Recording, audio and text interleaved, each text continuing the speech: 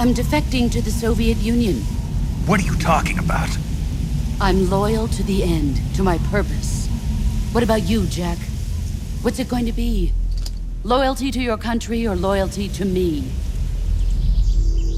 If such a weapon is unleashed on the world, it will not be long before all nations are engulfed in conflict. The Cold War will end, and the entire planet will be consumed by the fires of war. You have 1 week. You must find some way to prove your innocence. Prove our innocence? Yes, preferably something painful. To put it simply, in order to avoid a full-scale nuclear conflict, we have to prove that America was not involved in that explosion.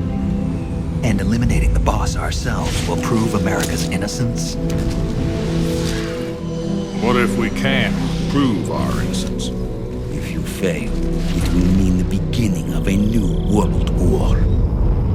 People aren't the ones who dictate the missions. Then who does? The times. People's values change over time, and so do the leaders of a country. Were you born and raised in America? Yes. In a small rural town. I never even knew there were other countries, other cultures, other ways of thinking. What was it that made you want to change sides? I saw the universe. I would once again find myself creating weapons of mass murder. Every day I help create things that should never be used, things that should never have existed in the first place. What's your name? Snake. No, not that name. You're not a snake, and I'm not an ocelot.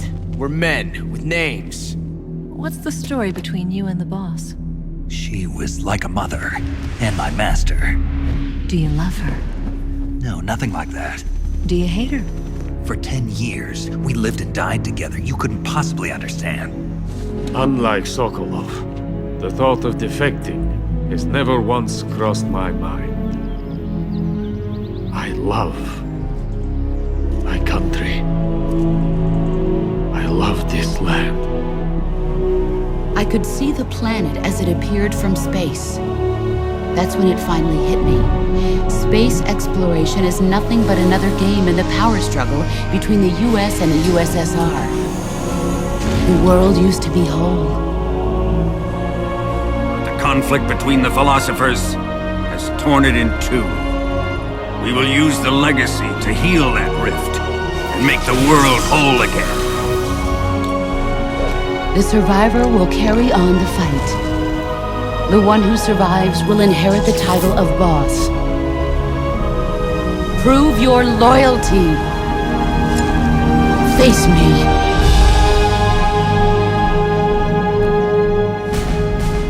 I've come to realize that there's a special relationship between you two. Something I can't understand, something that goes beyond a man and a woman. But I don't want you to fight her. I raised you. I loved you. I've given you weapons, taught you techniques, endowed you with knowledge.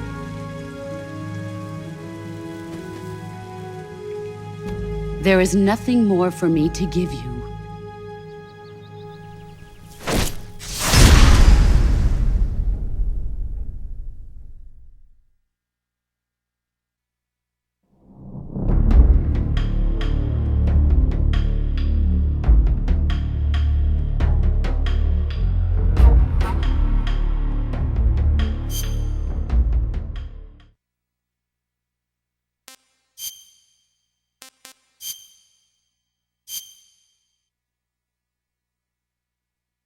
After the end of World War II, the world was split into two, East and West. This marked the beginning of the era called the Cold War.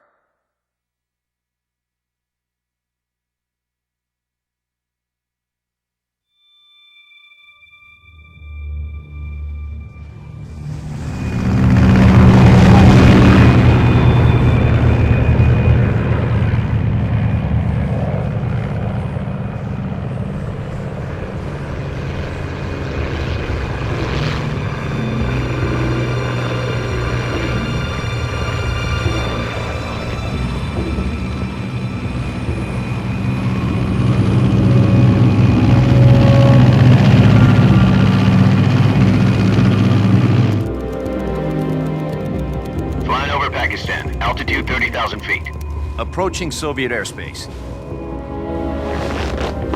20 minutes to drop off. Commencing internal depressurization. Equipment check. Arm main parachute. All right. You ready to go? Drop zone still showing a high pressure mass. Cav okay. Good. We've got high visibility.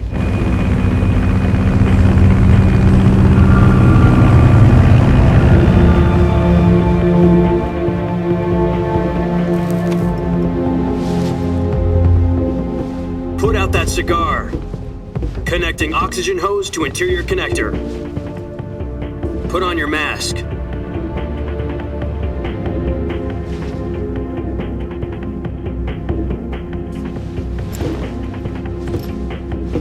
Does this panty waste know what he's doing? Approaching release point. 10 minutes to drop off. Hey, are you deaf?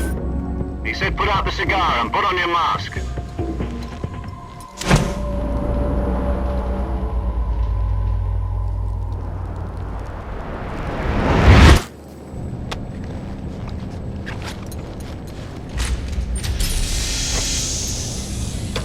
Depressurization complete.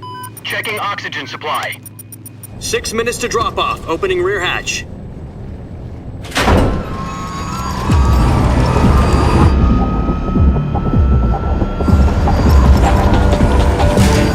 Sunrise.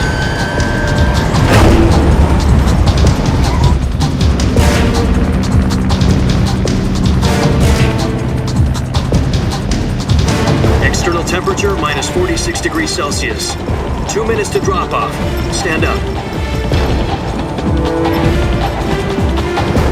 You'll be falling at 130 miles per hour. Try not to get frostbite from the wind chill. 1 minute to drop off. Move to the rear. Activate bailout bottle. This is one for the history books. The world's first halo jump. 10 seconds to drop off. Stand by. Status okay. All green. Prepare for drop off. Countdown. 5, 4, 3, 2, 1. Spread your wings and fly. God be with you.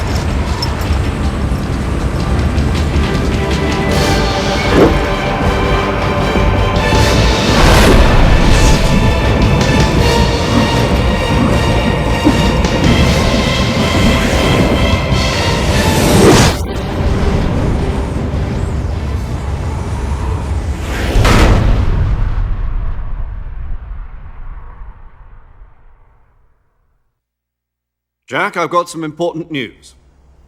The head of the CIA has finally given us the green light for the virtuous mission. Virtual mission? No, the virtuous mission. The future of our Fox unit depends on it. If it succeeds, we'll be officially organized into a unit. Virtuous mission?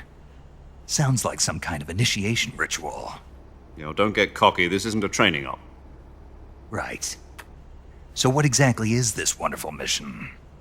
Well, about 2 years ago, a certain Soviet scientist requested asylum in the West through one of our moles. His name is Nikolai Stepanovich Sokolov. He's head of the OKB 754 Design Bureau, one of the Soviets' top-secret weapon research facilities, and the East's foremost expert on weapons development.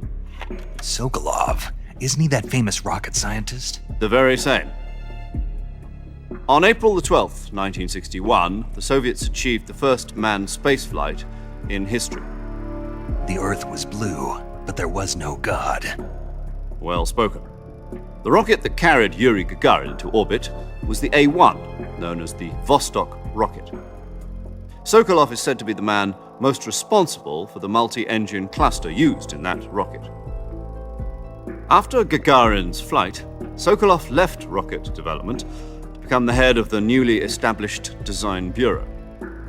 From a lowly technician to head of a design bureau, that's quite a success story, so why'd he want to defect? It seems he'd become afraid of his own creations.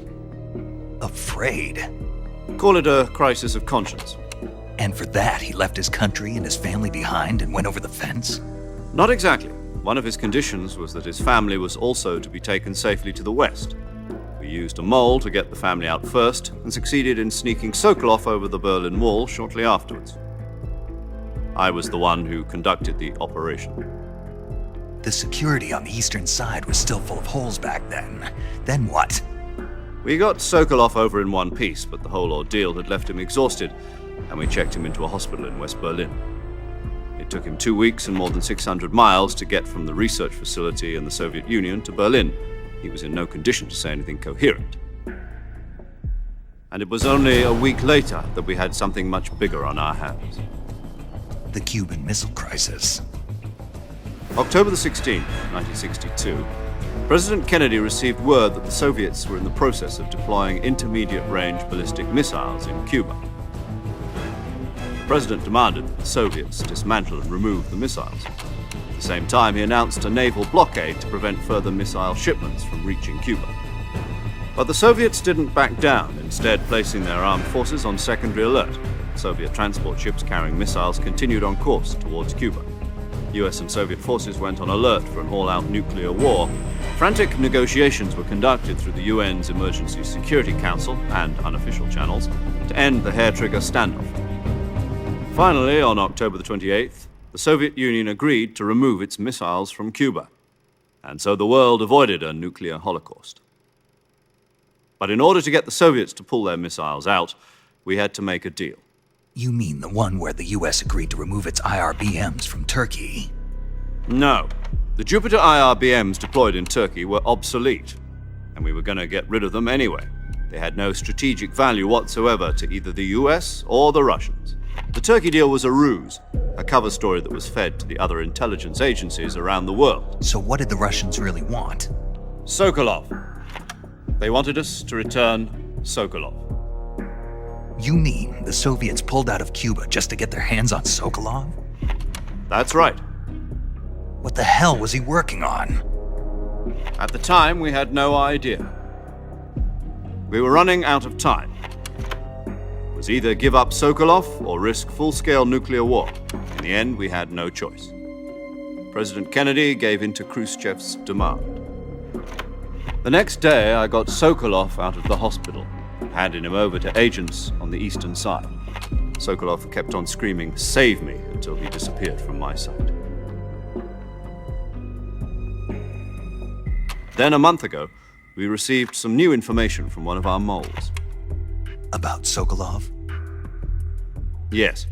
He was taken back to the research facility and forced to continue working on the weapon in question under KGB supervision. What's more, it's on the verge of completion. So what kind of weapon is it? Something to do with space rockets? No, missiles.